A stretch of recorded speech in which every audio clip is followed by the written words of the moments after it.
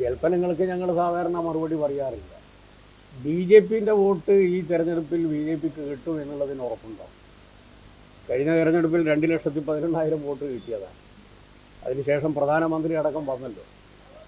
ആ വോട്ട് നിലനിർത്താൻ പറ്റുമെന്ന് ആദ്യ ആളോട് ചോദിക്കുക. രണ്ട്, കേരളത്തിലെ ഇടതുപക്ഷ ജനാധിപത്യ മുന്നണിയുടെ സാധ്യതകൾക്കപ്പുറം അസാധ്യതകളെ സാധ്യതയിലേക്ക് പെടുത്തിയ ഒരു തെരഞ്ഞെടുപ്പാണ്. അതായത് സാധാരണ നിലയിൽ ഞങ്ങൾക്ക് കിട്ടാവുന്ന വോട്ടിനപ്പുറം വലിയ ഒരു വോട്ട് ഈ തെരഞ്ഞെടുപ്പിൽ ഇടതുപക്ഷ ജനാധിപത്യ മുന്നണിക്ക് കിട്ടാൻ പോവുക. ഇടതുപക്ഷ ജനാധിപത്യ മുന്നണിയുടെ ജനകീയ അടിത്തറ എത്രത്തോളം ശക്തിപ്പെട്ടു എന്ന് തെളിയിക്കുന്നതായിരിക്കും ഈ തെരഞ്ഞെടുപ്പ്. അത്ഭുതകരമായിട്ടുള്ള വിജയമായിരിക്കും പൊതുവിൽ കേരളത്തിലുണ്ടാകുക. പ്രത്യേകിച്ച് നമ്മുടെ പാലക്കാടും ആലത്തൂരും മണ്ഡലങ്ങളിൽ നമുക്ക് കാണാൻ സാധിക്കും. ദയനീയമായ പരാജയമായിരിക്കും UDF കാത്തിരിക്കുന്നത്.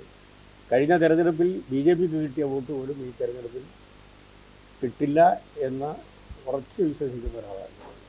പറഞ്ഞു, പാർട്ടിയുടെ സംസ്ഥാന സെക്രട്ടറി സഖാവ് ഗോവിന്ദൻ മാഷും പറഞ്ഞു. അതിനേക്കാൾ അപ്പുറം ഒരു വിശദീകരണം തരാൻ ഞാൻ ആഗ്രഹിക്കുന്നില്ല. എല്ലാവരും പറഞ്ഞു, CM പറഞ്ഞു, വ്യക്തമായിട്ട് CM-ഉം പറഞ്ഞു, പാർട്ടിയുടെ സംസ്ഥാന സെക്രട്ടറിയും പറഞ്ഞു. അതിനേക്കാൾ അപ്പുറം ഒരു വിശദീകരണം തന്നിട്ട് താങ്കളെ ബോധ്യപ്പെടുത്തേണ്ട ഒരാവശ്യം എനിക്കില്ല. അത് മാത്രമല്ല, ഇപ്പം ഞാനിപ്പോൾ പാലക്കാട് ചാർജാണല്ലോ, അതേപോലെ തന്നെ കാസർഗോഡ് ചാർജായിരുന്നു സഖാവ് VP ജയരാജൻ.